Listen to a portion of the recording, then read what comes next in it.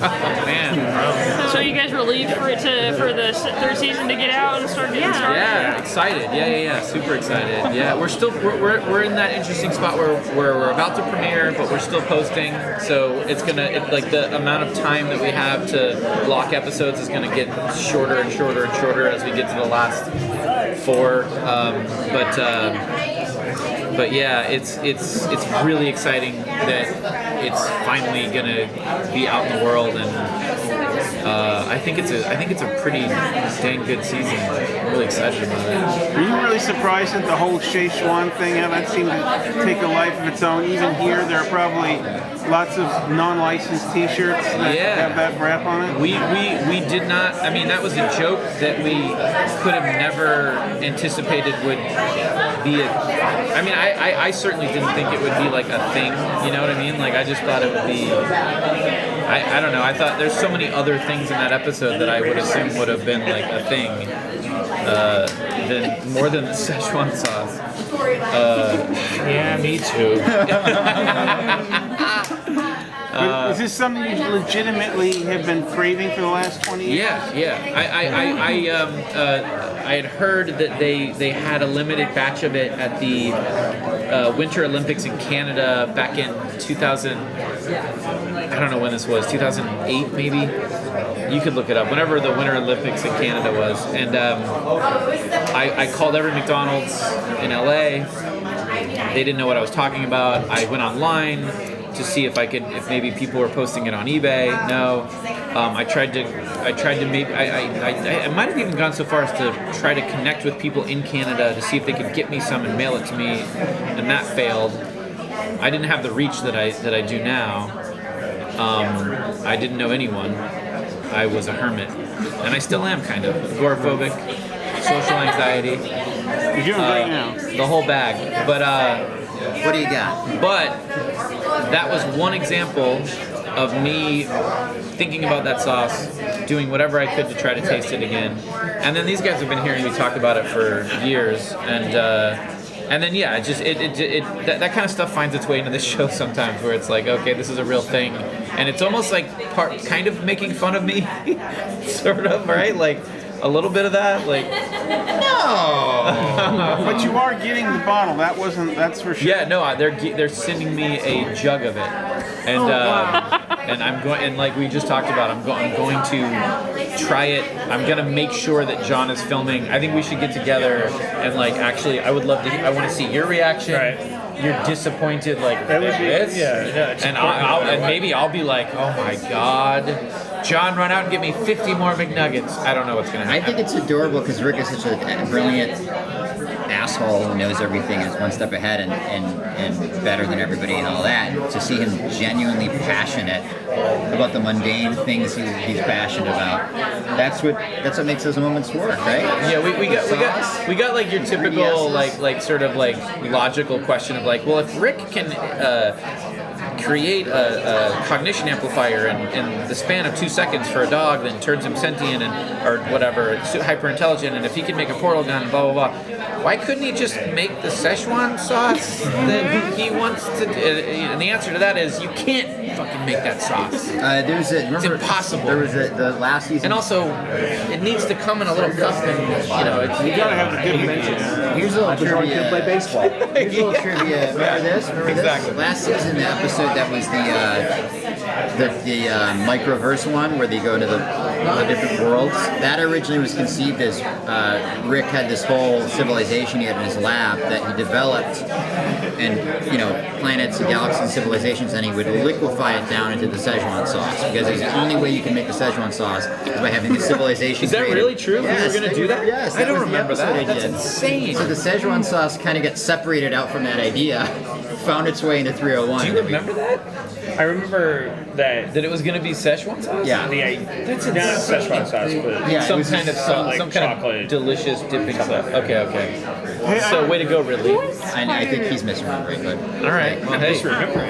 Memories are faulty. I was going to ask you, who started the voice, Rick or Morty? Morty only if So I tend to I run into a problem where I can lose the sort of Morty voice. Like there's a sort of, if my voice is hoarse or if I've been out drinking, which I don't do a lot at loud bars, which I actually avoid now. I'll ask my friends like, hey, come out tonight. I'll be okay. 2 questions. Am I gonna have to scream in your ear to communicate with you? If that's a no, then second question. Is it far away from my house? But yeah, like the Morty voice is rough. If I do a ton of Rick screaming, like that'll eat into the Morty voice. Yeah, I mean, like even today, it's kind of been a little rusty. I feel like, oh jeez, oh man, the Morty voice is a little rusty today. Maybe it's all right. I don't know. I think it was this morning really bad. Maybe enough. I've been awake long enough that it's kind of. But Rick's easy. I can do Rick anytime because it's just like gruff, whatever. My voice could be shredded and I could still do Rick. The voice inspired you?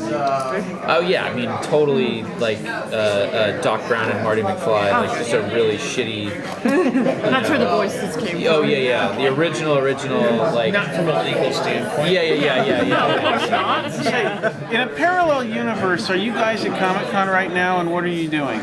Yeah, I think we are, and I'm probably on the floor in line for whatever Lego exclusive they've got this year. And my car is filled with other stuff I don't need. Definitely all of my alternate selves braid through this bead because whether it's through the costume I have to design or the show I get to run or anything, this is the place where I get something I desperately need. I love coming here. I've been coming here since the days when I was selling comic books and hoping that people would just buy them and then watched over the ages Comic-Con go from being a place where fat nerds could sit on the floor and look at what they bought to the time now when people are looking Bruce at the Willis's fat publicist will cattle prod you for sitting on the floor, and I'm the Bruce Willis, but if I may say so myself, but throughout all of that, this is like my Christmas. Like I don't really care that much about Christmas. I like coming to the place where publicists walk me around and drive me in SUVs from hotel to hotel and have a bunch of people ask me, so what's it like to write brilliantly? Right. And that doesn't happen at Cannes or anywhere else because I'm a very specific, very targeted creator. Do you guys have any favorite sci-fi writers? TV shows? Sliders, Farscape, all the Sliders. classics. Yeah, it's funny. I just started watching it. I forgot all about it, and I started watching it like about 3 months ago, and I was like, "Holy shit! You gotta watch the pilot episode." I tried to watch Farscape. No, Sliders. Oh, Sliders. Yeah, watch the pilot episode because it's literally. Here's the thing I want to say to America. If your pitch for me watching your favorite show is the first 2 seasons aren't that good, you gotta give it a chance. All right, I can't. I said the first shit to do. I said you gotta muscle through the first 5 episodes. The first 2 seasons? No, the first 5 episodes. Of a regular person's TV show would be the amount of time that person would need to learn how to run a TV show. You know what? You're lost, because Farscape is incredible, and if you just it's like The Wire. I tried to watch The Wire, and the same thing. I was like, I can't. I know, you gotta skip the Stevedore season. Hypocrite. Everybody knows that. You hypocrite. No, but Sliders. Watch the first one. I'm telling you, it's trippy. Like they do the whole thing that we did in the first episode. You're talking about a list. Atlanta is at the top. Oh yeah. And I still haven't I know. Me too. Yeah, I have every reason to watch Atlanta. There's so many freaking shows in my backlog. Then I gotta watch Glow. Then I gotta watch Love.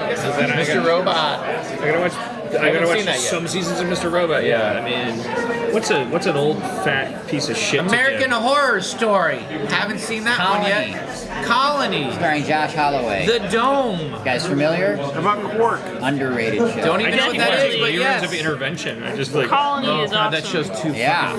brutal. It's like what the V remake should have been. Yeah.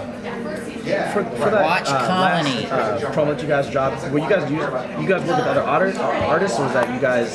Oh, you mean that crazy like exquisite that corpse? when he drops that. So that's another example of Adult Swim just doing crazy awesome shit. Like we I was told like, hey, we need bookends, and I very hastily threw together these little bookends that I think I could have. The fucking punchline is horrible, and I hate myself for it because I didn't know what it was. I didn't understand what was happening. It was good. LSD thing? Yeah. I was like, I don't know, whatever. I'm beating myself up, but Don't Dan Harmon it. okay. Well, in any case, Be joyful. I didn't know what it was, and then it came back, and it was just like, it was all these incredible animators who all got a little chunk to just do whatever they wanted to do, and.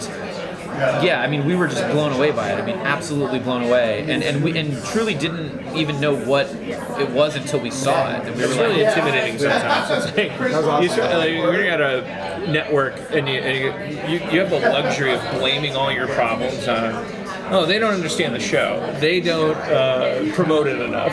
They don't pick the right time slot. And then there is at Adult Swim with Rick and Morty. It's like a weird. Be careful what you wish for. Where it's like, well, how'd you like a dad who was like Pippi Longstocking, who says you get ice cream for breakfast, and also I know exactly what flavor you want. It actually, I find myself watching that stuff and go, oh man. I get scared. I go like, oh, how is our show supposed to live up to this?